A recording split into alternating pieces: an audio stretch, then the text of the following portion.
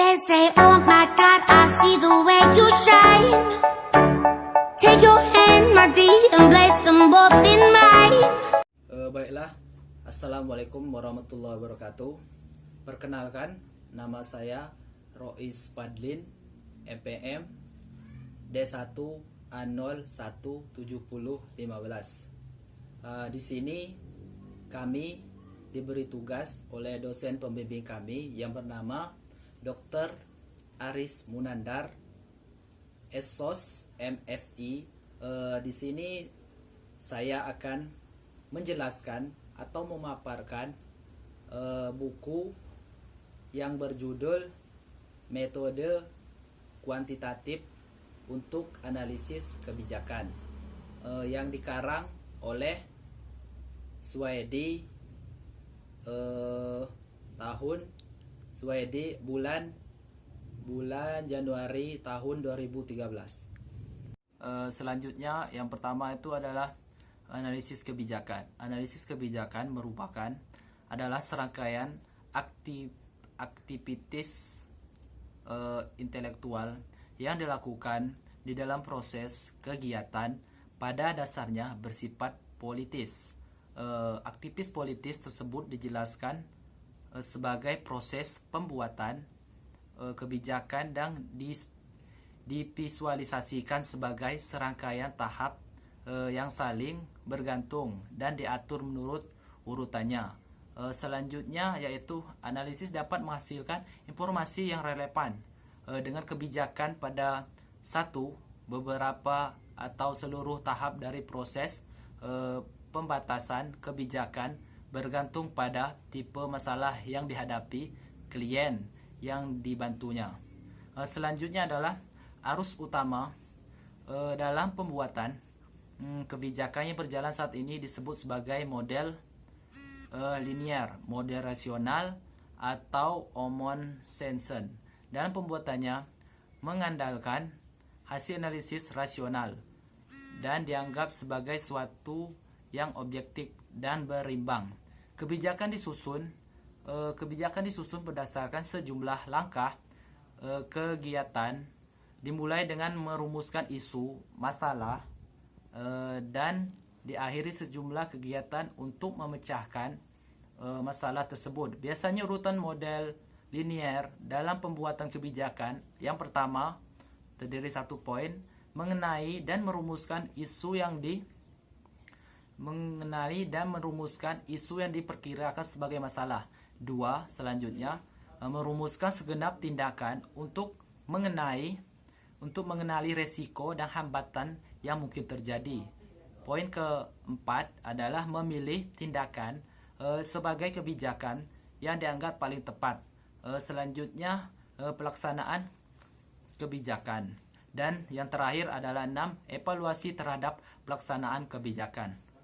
Poin selanjutnya, dalam model ini diasumsikan pembuat kebijakan bertindak rasional dalam mengikuti tahap pelaksanaan pembuatan kebijakan dan dapat menggunakan seluruh informasi yang diperlukan untuk menetapkan keputusan-keputusannya. Selanjutnya adalah kelemahan pendekatan rasional tersebut dapat dilihat misalnya apabila memang anggaran sumber daya dan manajemen pelaksanaan kebijakan lemah, mengapa kelemahan-kelemahan tersebut tidak dipertimbangkan dalam tahap penetapan agenda? Bagaimana tindakan sebagai solusi perputusan juga sangat bergantung siapa yang mempunyai kewenangan. Oleh karena itu, pemegang kewenangan seharusnya dapat mengarahkan tindakan untuk menjelaskan solusi tersebut. Selanjutnya adalah analisis kebijakan merupakan disiplin ilmu sosial terapan yang menggunakan berbagai metode pengajian multiple dalam konteks argumentasi dan debat politik untuk menciptakan menilai secara krisis dan mengkomunikasikan pengetahuan yang relevan dan kebijakan. Selanjutnya yang kedua adalah metode kuantitatif. Metode kuantitatif merupakan pendekatan yang berkembang dalam riset ilmu sosial termasuk kebijakan pendekatan termasuk kebijakan. Pendekatan kuantitatif pada umumnya tidak banyak menimbulkan perdebatan dibandingkan dengan kualitatif karena lebih terukur dan melibatkan penggunaan dan seperti dalam dalam suatu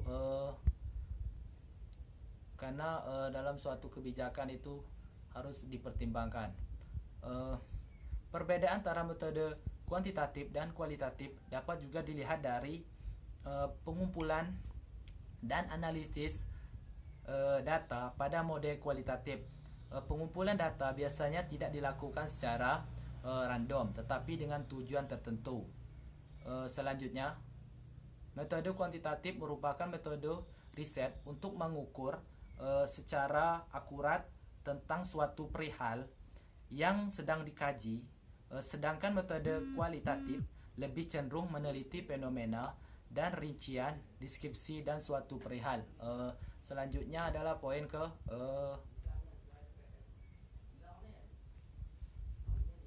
selanjutnya adalah poin ketiga adalah pendekatan partisipatif. Pada awalnya, pendekatan partisipatif ini lahir sebagai kritik terhadap metode-metode penelitian yang konvensional.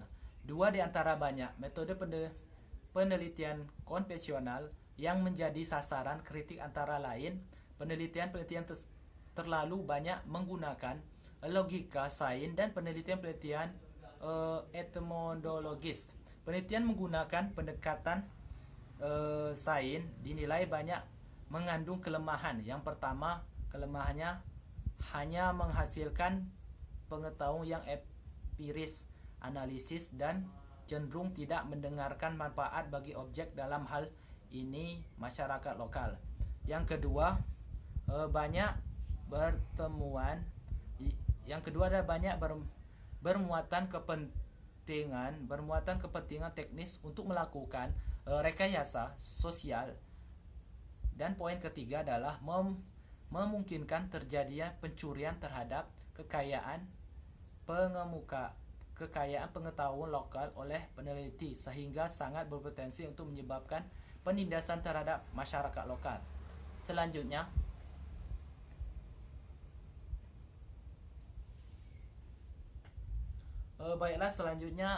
analisis multi kriteria. Analisis multi kriteria ini merupakan metode analisis kuantitatif yang memudahkan pengambilan keputusan dari berbagai situasi pengambilan keputusan dengan berbagai opsi yang tersedia. Pengambilan keputusan seringkali tidak mudah dilakukan apabila menyangkut berbagai kriteria maupun dampak yang mungkin timbul terhadap berbagai pemangku kepentingan. Selanjutnya adalah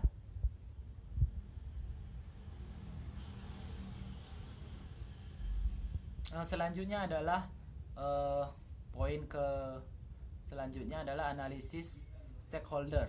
Analisis stakeholder menjadi alat penting dalam mengidentifikasi para pelaku pembangunan. Pelaku pembangunan ini meliputi orang dan organisasi yang terlihat ataupun terkena dampak dari suatu perencanaan. Pemahaman yang jelas atas peran dan kontribusi potensial dan berbagai stakeholder merupakan jelas atas peran dan kontribusi potensi prasyarat utama bagi proses perencanaan partisipasi, memberikan yang poin pertama ada beberapa manfaat dari analisis stakeholder. Poin pertama,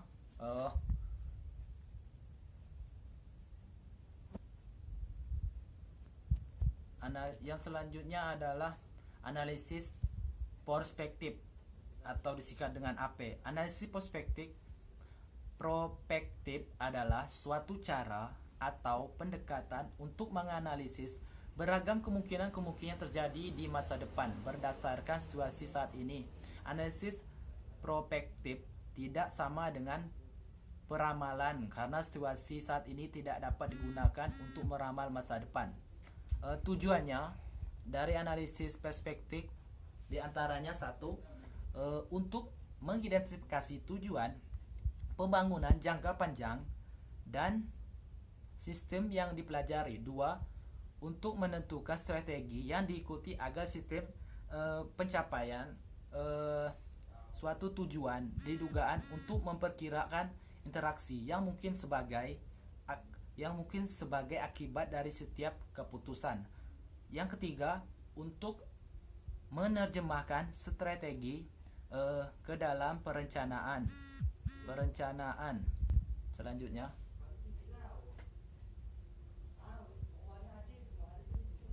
Selanjutnya adalah Analytical Heritable Process atau AHP.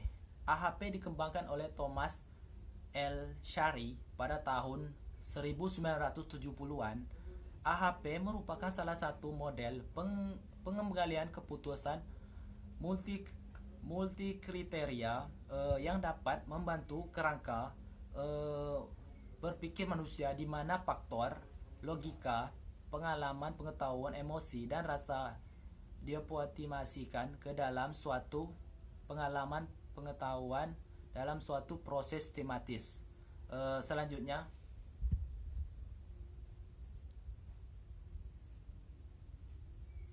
Selanjutnya adalah multidimensional scaling atau MDS. Metode MDS dapat memotret Mungkin itu saja penjelasan buku dari saya yang berjudul metode kualitatif untuk analisis kebijakan, yang dikarang oleh Swedi bulan Januari tahun 2013. Mungkin ada kesalahan kata ataupun kesalahan pengucapan, kepada Allah saya mohon ampun. Saya akhiri, wabillahi taufiq walhidayah. Wassalamualaikum warahmatullahi wabarakatuh. Salam KS.